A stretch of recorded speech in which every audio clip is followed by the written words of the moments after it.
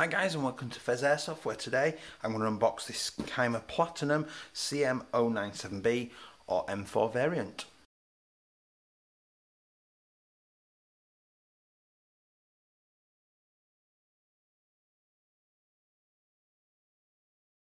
Hi guys, and welcome back. If you do enjoy my content today, please do consider liking and subscribing because it really helps me out. That said, I'm going to get started. Hopefully you've recently seen my £600 unboxing where we opened 4 guns up out of a big package from Taiwan Gun, and here's another one of those unboxings. So this is the CYMA Platinum, I believe partially developed in coordination with Taiwan Gun, and it's the CM.097B. So having a look around the box, just CYMA Platinum on the front, nice and plain. A little bit of a warning. We've got a little bit more of a warning generally, and there is a picture of this little bad boy, the CM.097B in black, and just CYMA Platinum and a sticker from the seller. So I'm going to turn this round and we're going to open this up, and I am really excited to see this.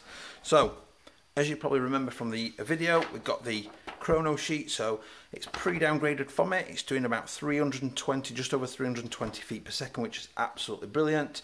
It even tells you who's done the downgrading. If you are watching, thank you very much for working on my AEG. You then also get the usual target and Polish stroke English safety information.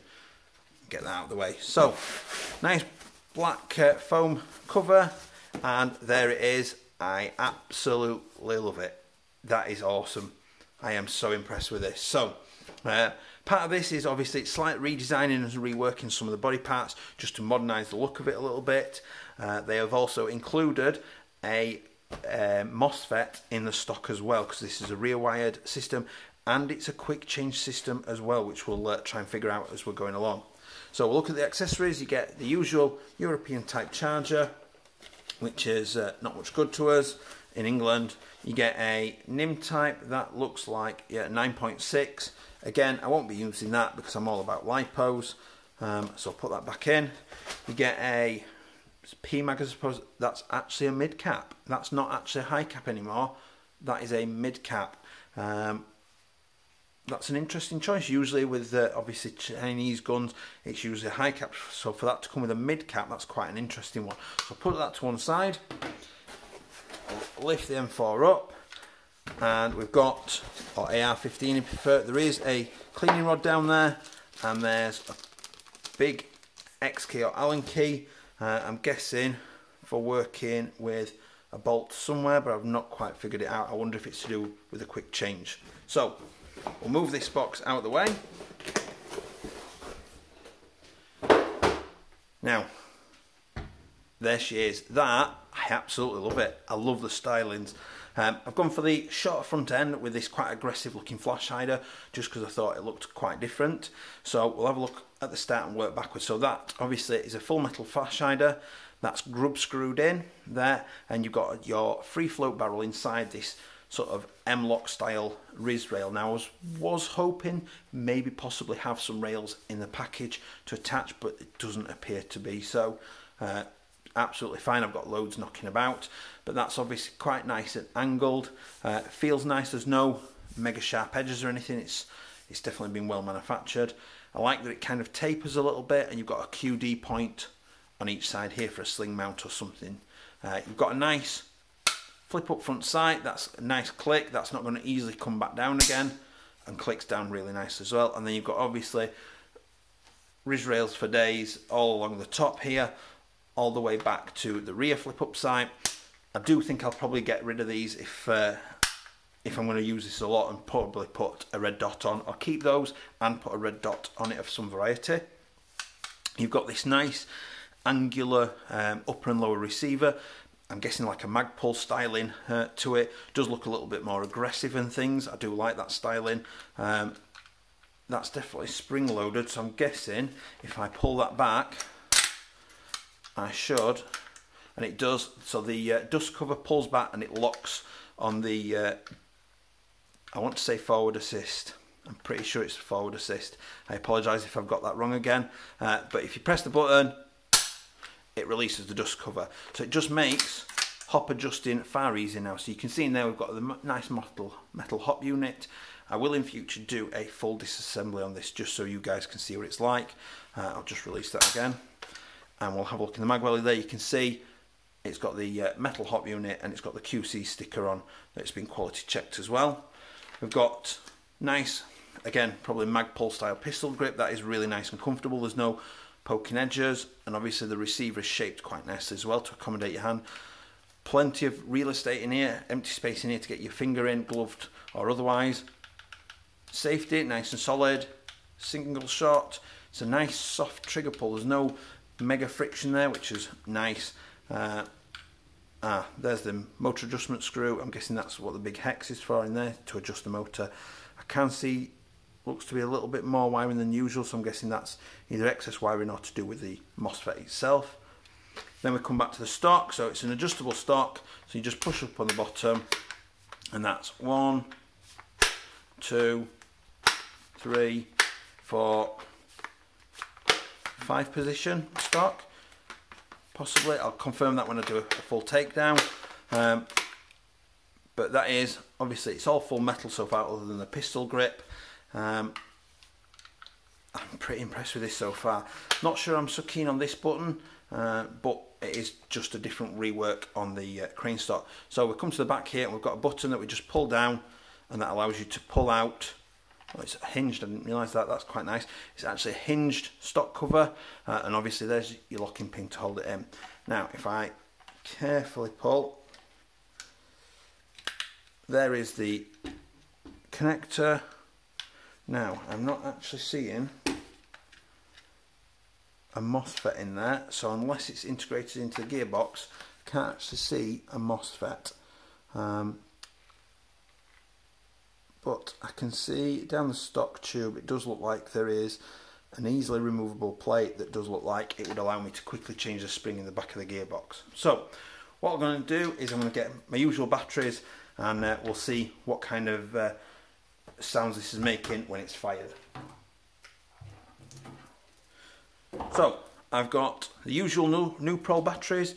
So the 7.4 is a 2200 milliamp 7.4 volt 20C rated battery, and that goes on the mini Tamiya at the back. Wow, okay, so there is definitely a MOSFET in there and it's played a little tune to me telling me that it's powered up. That's quite interesting. So we'll safe, semi. Ooh, that's quick.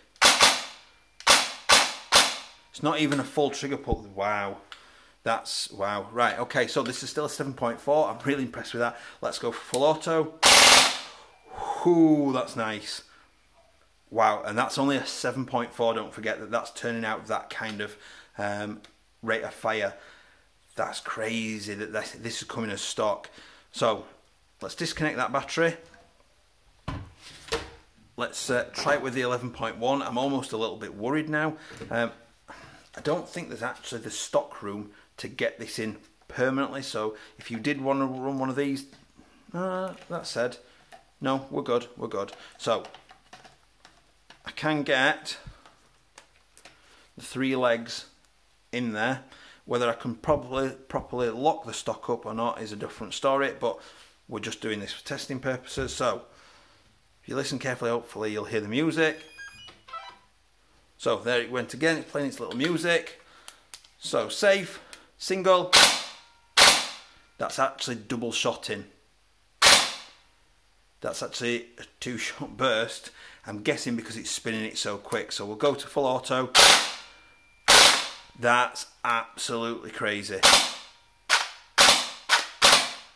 That is really crazy. I've just seen that there is a red light flashing in there. I actually think this might be a trigger block based MOSFET. If that's true when I do this assembly, that's absolutely amazing. Just wow. Just absolutely wow. The rate of fire with this 11.1 is absolutely frightening and not something that I would usually do anyway. But obviously for people to gauge what they're getting into and things, obviously this has been downgraded with a quick change spring system. So obviously the FPS is UK standard, so about 330 feet per second. I will verify that in a minute on my chrono. Now if I slide this off,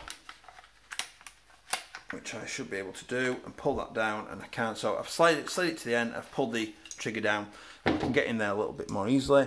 I'm going to get what looks like a flathead screwdriver in there and see if we can investigate the quick change spring system in the back. So, got my screwdriver, hopefully this one's long enough, and it's not. No, it's not. Back to the drawing board.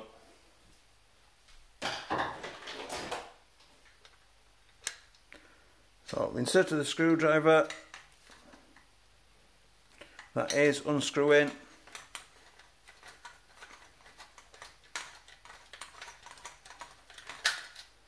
That has definitely released the spring and spring guide and spring, and there you can see, just carefully put that down. So you've got rubber O-ring on the back, nice big heavy duty threads, you've got a bearing based spring guide there, and it's all combined into one system there. So that obviously just screws back down into the gearbox, and that's obviously the spring that they've put in to bring the FPS down to what I need it to be. So I can reassemble that. And that pretty much concludes everything in this. I am genuinely impressed. When I can get the screwdriver, I'll sort that out after the video. I am genuinely impressed. It does look like they've got possibly not an optical sensor in there, but they've definitely got some sort of MOSFET, and it appears to be as part of the trigger block, or it is the trigger block. I will do a disassembly on this because I'm really interested now to find out what it is that they've actually got in there. But this initially I am genuinely impressed with. Absolutely beautiful looking piece, crazy rate of fire. What I'll do is I'll get this sorted and I'll come back in a moment and tell you what it's chronoing at just to confirm it, and then we'll do the usual photos. See you in a second. So guys, I'm back from the chrono, and I can confirm that the chrono sheet that was sent with it is absolutely correct. It is doing sort of just over 320 FPS. The magazine fed all but the last couple of BBs, and they just sat, and it looks like the follower doesn't come all the way up to the top, but it is a mid-cat. It looks like it's probably well over 100, looks like it's like a double stacked one, but it did feed absolutely perfect. I just cannot even express enough how impressed I am with this piece. It's absolutely gorgeous. It's moderately light as well, no heavier or lighter than a normal M4. Obviously, just something to be aware of, it does come with a high cap. The mag goes in really nicely and simple, and clicks in really nice as well. It is just something to be aware of, that it's a mid cap, not a high cap. But if you're looking for a high rate of fire setup straight out of the box, considering it's CYMA, whichever you prefer, I'm guessing the range and accuracy will be pretty decent out of the box. I even think the barrel is pre-upgraded to a 6.03 barrel as well. So you're probably going to get a really high performing AEG straight out of the box for about £200. And seeing this now is making me so much more excited to get it on the range and try it out and see what it's actually like, and try it with a couple of high caps as well. So I'll leave the usual photos. I've been genuinely impressed. So far, I'm thinking worthwhile investment in money, but I'll update you when I do a proper review. Please do like and subscribe, and I will see you next time. Bye.